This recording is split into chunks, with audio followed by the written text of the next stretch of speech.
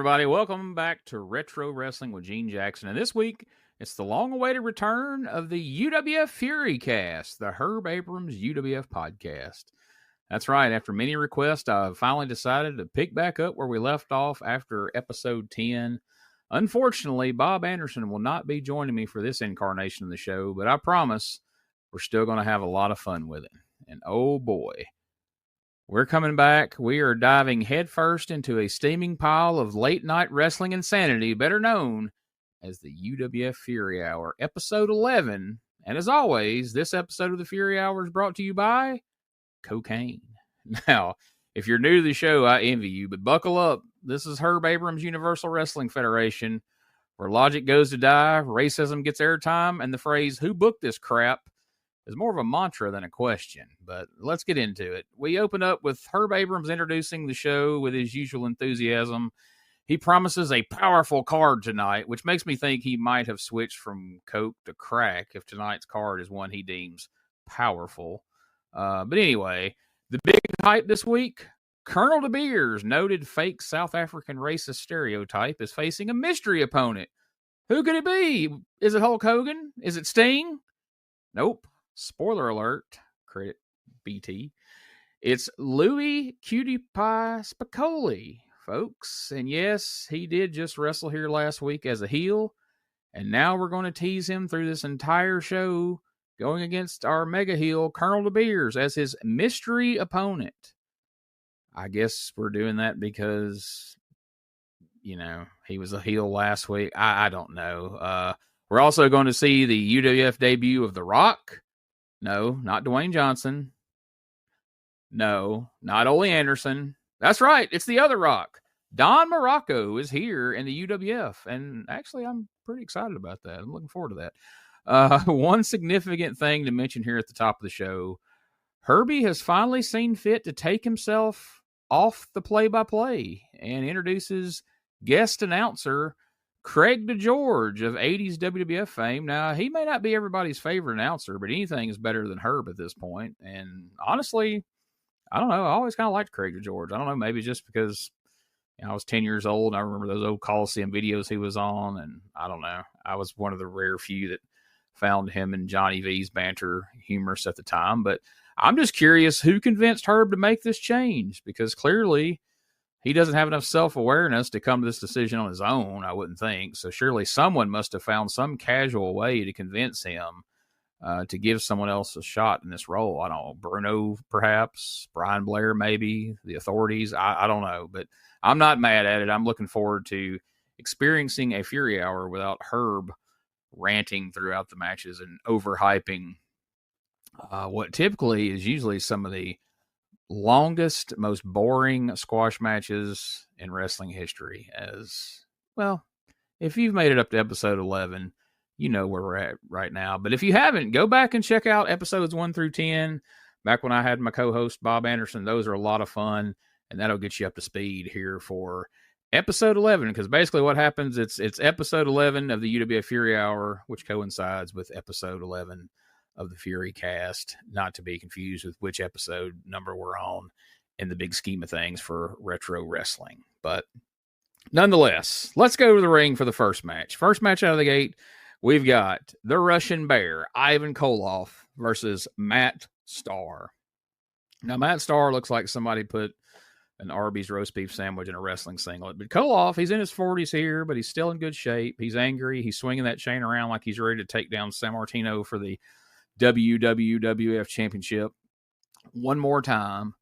And Koloff, he works over Matt Starr with a lot of basic moves, and then he hits his signature Russian sickle, which for the uninitiated, that's just a gimmicky name for a clothesline. But hey, Russian sickle sounds a lot better, right? But Ivan gets the win. Then he starts to beat Matt Starr's ass with the chain post-match, because in the UWF, you always follow an uncomfortably long squash match with a post-match beatdown for heat for basically no reason at all. Bruno Sammartino, he's still on commentary, sounding more and more like he's realizing what a colossal fuck-up it was to take this gig in the first place. But the checks are still coming for Bruno, at least, so he's still here. Post-match promo with Herb interviewing the man that he refers to as Ivan Koloff. He can't say Ivan, apparently, so it's always Ivan Koloff. Koloff gives his standard ranting, America sucks and whatnot type promo that you typically got from Ivan over the years. As Herbie says, he hopes that Nikolai Volkov or Nikita Koloff runs him over. Whatever that means. In their car, perhaps. I don't know. But Herbie delivered that line and quickly started walking away from Ivan. So there you go. Then we cut to another Coke-fueled promo from Dr. Death Steve Williams. If you follow along with the previous 10 episodes, me and Bob have had a lot of fun with these Dr. Death promos. He promises he is not done with Mr. Wonderful Paul Orndorff, and that he's going to take him out at the Rumble in the Big Apple at the Penta Hotel. And you know, folks, a lot of young wrestlers, they grow up aspiring to someday compete at Madison Square Garden. But I know personally, I always hope to one day wrestle across the street at the Penta Hotel, and I'm jealous. A lot of these guys got to. You say you're not familiar with the Penta Hotel? All right, well, let's let them tell you about it.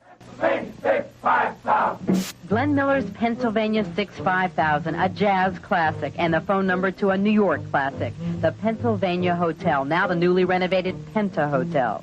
The Penta is located in one of New York's most dynamic areas, just blocks from the city's highlights, and across the street from Madison Square Garden. No matter what your needs are, Pennsylvania 65000 is the number for one of the most legendary hotels in New York, the Penta Hotel.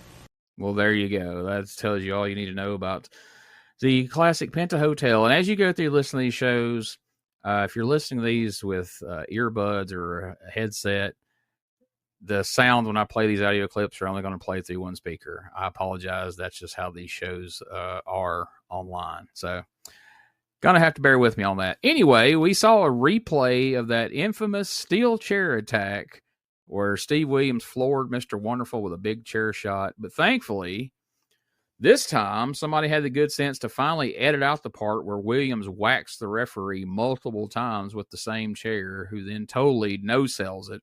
After Orndorff took one chair shot to the head, was busted open, and was done for the night, this referee took about 6 of them and got up to walk away. But yeah, we finally edited that out. So that's a good move there by the crack editing staff from the UWF, or the UWF staff on crack, whatever it is.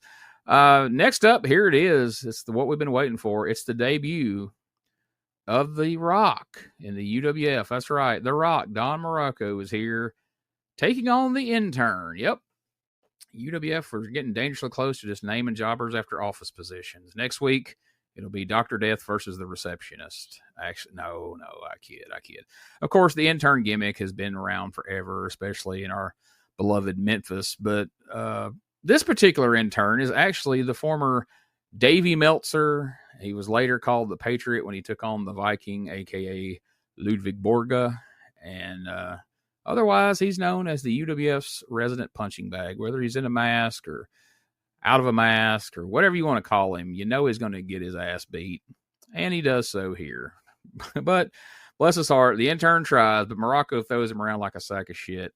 Morocco ends up hitting him with a mean tombstone pile driver. That's right.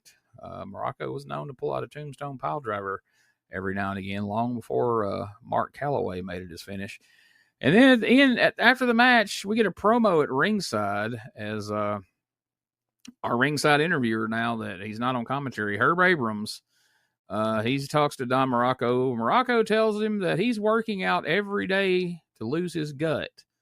Actually, he referred to it as his drum. But I appreciate the honesty anyway, right? How frankly can you? I mean, how many times have you ever heard a wrestler say in a promo, "Hey, I'm trying to do my best to work out and get rid of this gut here." Fun promo. However, I would trade this entire episode of UWF for just one more Fuji Vice segment, but maybe that's just me. Anyway, we'll return after these messages.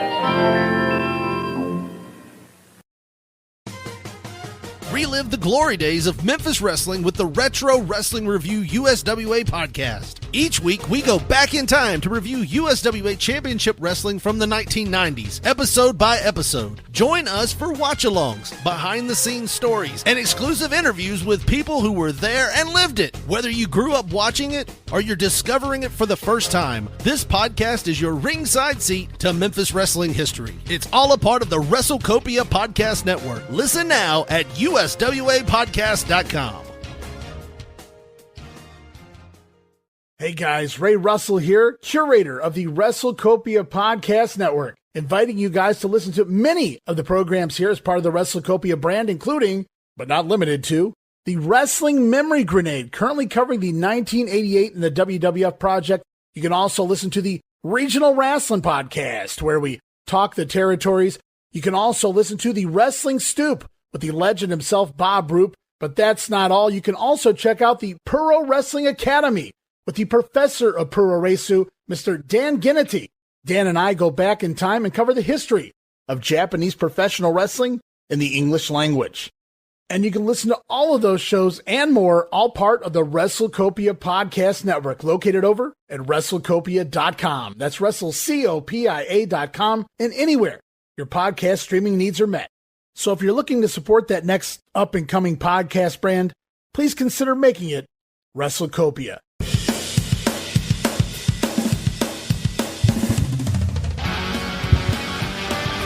Tired of the same boring wrestling podcast? Need something with attitude, chaos, and maybe just a little cussing? That's stspod.club, and we got it all covered. We got wrestling weirdness with WTF News Desk, 5-minute time limit, and the Southern Fried Brain of me, BT, steering the whole ship. We also have rolling into Mempho every week about the current Memphis wrestling. Interviews, hot takes, and wrestling outrageousness so wild it might get you banned in 12 states. That's right, it's SDSpod.club, or search all podcast catchers for Shooting the Shiznit, where wrestling podcasts grow chest hair. Not sure what that meant. Love my mama. As always, we keep cutting to the same crowd reaction shots over and over in all these UWF shows. At these tapings, they would find a couple of shots of people in the crowd in rare moments where they actually appeared to be interested, or at the very least was just mugging for the camera. And then we very noticeably cut to these same shots, these same exact reaction shots over and over throughout the episode, or even throughout whatever episodes were all taped in the same night. You'll see these same people giving these same reactions multiple times throughout the show. If you haven't watched these Fury Hours, when you do go back and watch them, because they're here on the channel, on the Retro Wrestling Archive, pay attention to that and see if you can catch these same reaction shots getting shown over and over. It's funny. Up next, now this is where the show gets real UWF-y. Yeah, I just coined that term right this very second, but it's the only way I know to describe it. B. Brian Blair, the Killer Bee himself, cuts a promo in the ring, thanking the fans for their concern for his wife/valet, Honey, who's been out selling an injury that she suffered here on TV a few weeks back. And B. Brian Blair is taking on Ricky Ataki, who, compared to the intern, looks like maybe he wandered in from an entirely different promotion. But anyway, he's here, and him and B. Brian Blair actually have a pretty passable match here until, of course, the run-ins start.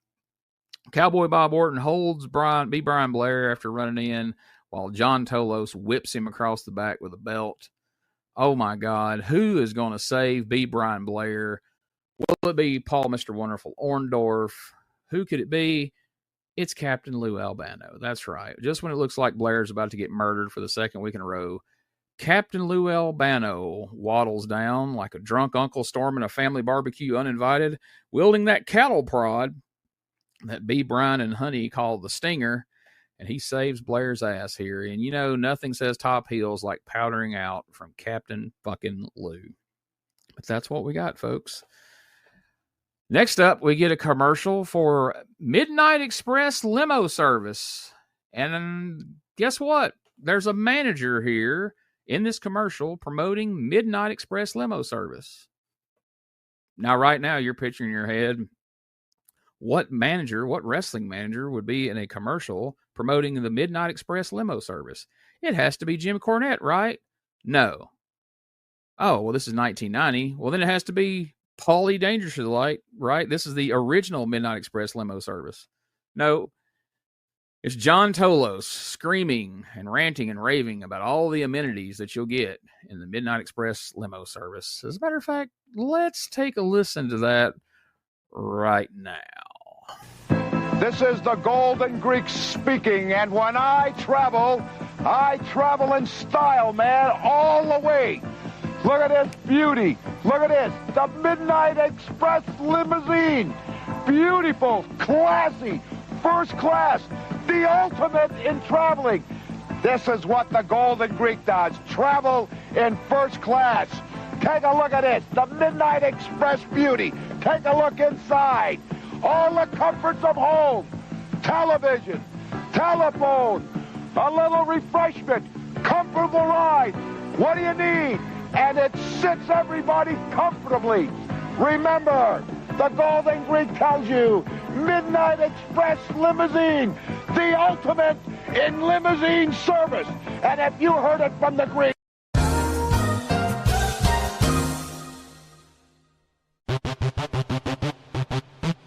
Ladies and gentlemen, welcome to Give Me Back My Pro Wrestling, the podcast that's based on the old school, but can still help you find the good stuff from today. Jimmy Street and the Plastic Sheik, Jared, are the undisputed tag team champions of the wrestling podcast world. From thought-provoking topics to superstar interviews to action figure expertise. This team does it all, and all they ask is, give me back my pro wrestling.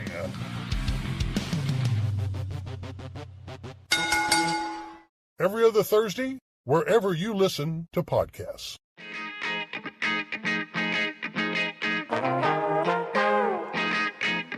Hey, it's Bob Smith, and guess what? The Outdated Wrestling Hour is now part of the WrestleCopia Podcast Network.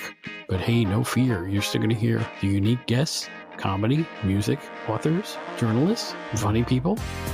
Who knows who's going to end up on the Outdated Wrestling Hour? Remember, it's all new and all old. So check it out in the WrestleCopia Podcast Network and wherever you get your podcasts. Listen if you know what's good for you.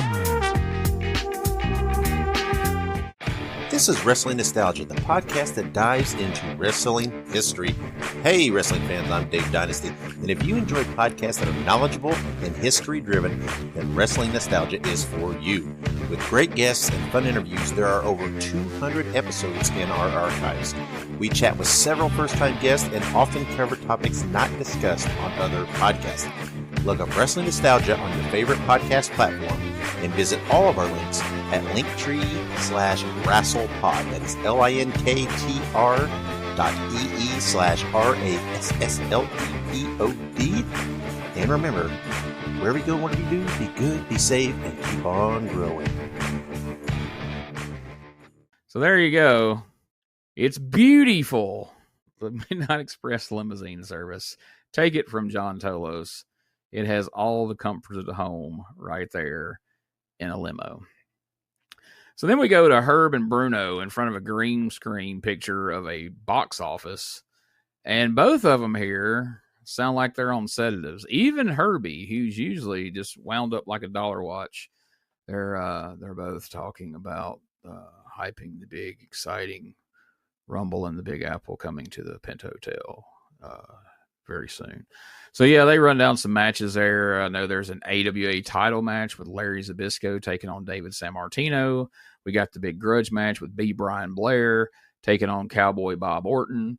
Plus, we've got the huge grudge match with Mr. Wonderful Paul Orndorff taking on Steve Dr. Death Williams. So Rumble in the Big Apple at the Penta Hotel. It's going to make WrestleMania look like a flea market show, I guarantee you. Next up, Captain Lou's Corner. And if you've been following along with the previous 10 episodes, you know that as the episodes rolled along, me and Bob became increasingly more and more disenchanted with Captain Lou and his corner. But this week, Captain Lou has special guest Wild Thing Steve Ray, who, honestly, he's the one babyface in the UWF at this point who has star potential that isn't a WWF cast-off. He's actually, someone who is more or less a homegrown UWF star, for lack of a better word. So, in the ring, at least. In the ring. Now, his promos, well, that's another story, and this is a fine example of it. And we've talked about in the past how these things just lose all over the place. He's got these stock lines that he says over and over.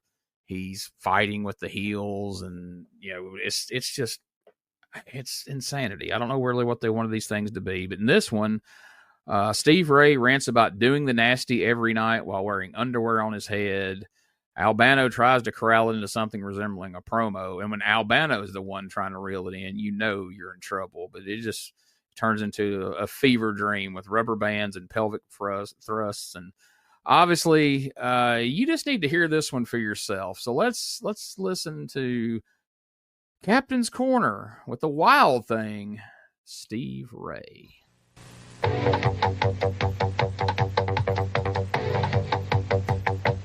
Yes, sir, wrestling fans, I'm back again with the Captain's Corner, the big old fat man with the rubber band in his beard, baby. And this week I have a surprise. That's right, I got the Wild Thing. Come on out here, brother. Now we got a man Wait, you're not the fat man, you're the wild man. Take a look at the rubber band. He's going all the way. He's talking, he's rocking, and he's even got some underwear. Well, wait a minute. Now, the man is young. The man's got a few screws loose upstairs. A little bit wild, a little bit crazy, a little bit insane, but I like to have a good time, baby, because I was out doing the nasty the other night, and I'm going to do the nasty every night, because Captain Lou, you're the man from New York, and you know what it's all about, so say it stinking like a Lincoln. Wrestling fans, the man is a capable wrestler, even though we know he's not dealing with a full deck. The man is not there. Got an IQ of -7, but the man is a popular wrestler. Wait. My foot's bigger than -7 now. Come on, give me some credit. Lou. Oh, yeah. I got underwear on my head. Now, I might be a little bit crazy here, but let me tell you, we're talking about top competition. January night, yeah. I'm getting so excited. And you know what? I'm with the best thing that's going today. The man that took a walk on the wild side and can tell Adam and Eve how to really do it right. Wait. I've got to say, you're talking it right. You're talking about January night. You're talking about being a capable wrestler. But I got to say, any man to come out here wearing panties on his head, baby, it's got to be a little bit wacko upstairs. Straight as an arrow. Straight. Boom, just like you. Yeah. You're going to the right place, baby. New York City. Come on, man. Party time. Yeah. The Big Apple, and I've got the trunk right here. Yeah. So, ladies, when you're ready to go out and do the Wild Thing, me and Captain Lou are going to be together doing it all the way. Hey, speaking about being soft, girls, is this man got screws loose? Come on now. I'm not soft. I'm not hard. I've been playing hardball. And you know what? We're about out of time. Well, wrestling fans, it's Captain Lou with the Captain's Corner, and this week we had a very odd guest. Here he is.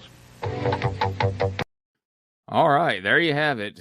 Captain's Corner with the Wild Thing, Steve Ray. And after hearing all that, well, what better thing to do than to see him in the ring? That's right. The Wild Thing is in action, and he's taking on the Blue Knight, who I assume was named after whatever medieval dinner theater he worked at down the street from the studio here. But the Knight gets squashed. Steve Ray hits him with a flying clothesline, nearly decapitates the poor bastard. Then he ends up pinning him with a somewhat generic finisher, but he gets the job done. And the commentary team really wants to drive home that Steve Ray is a breakout star. And like I said, I feel like from what we've seen so far in the UWF, as far as babyfaces go, he's the only, somewhat homegrown star that isn't just a former WWF or WCW guy. So, we'll see if he meets his potential. We'll continue to follow that here in the UWF as we move along. But right now, it's time for the main event. That's right. Colonel DeBeers against the mystery man that we've hyped up through the whole show. Who could this mystery man be? Well, we hope it's somebody good that doesn't let the fans down. But you already know, because I told you at the beginning. So after waiting for nearly an hour, it's Colonel DeBeers versus Cutie Pie Louie Spicolli. Now, Bruno, much like the rest of us, is pretty incredulous that this is the alleged mystery wrestler.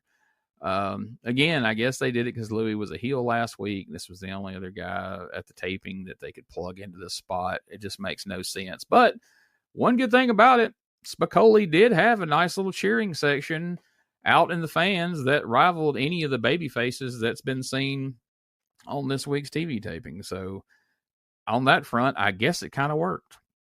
Anyway, DeBeers, who earlier in the show, they showed a promo, and just in case his promos and the storyline so far hasn't spelled it out to you, DeBeers just straight up referred to himself as a racist in the promo, just to make sure that we're being crystal clear of what he's trying to get across here. The other thing he's trying to get across, here in the UWF, DeBeers is doing an eye patch gimmick that at some point during the match, he usually ends up switching the eye patch from one eye to the other, which, you know, that's a lot of fun when you're trying to go for all this heat of being a racist and all the things that are associated with the Colonel DeBeers character. But we also get this, you know, silly eye patch thing. But anyway, the match is surprisingly solid. Of course, you know, Louie Spicolli is a very talented guy, and he kind of played to those that were cheering for him in the crowd, and to the point that even Bruno Sammartino started trying to get behind him on commentary. And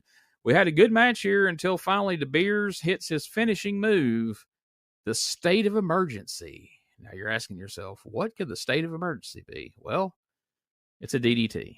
That's right. That's what we do here in the UWF. We just give common moves uncommon names. So yes, the state of emergency is the DDT, and that got Colonel DeBeers the win. But of course, Colonel DeBeers is the heel, and as is tradition here on the UWF Fury Hour, even though Louie is technically a heel, Colonel DeBeers starts beating down Louie Spicolli after the match, starts choking him, and you know, like any good cartoon villain would, and to the point that Colonel DeBeers' big rival, referee Larry Sampson, stops DeBeers by grabbing DeBeers by the hair of his head and pulling him off Louie Spicolli. This is our hero, folks. This is the other opposing side of this angle with Colonel DeBeers. Our African-American referee, Larry Sampson, is now pulling him off of Louie Spicolli. You think this would be the high spot.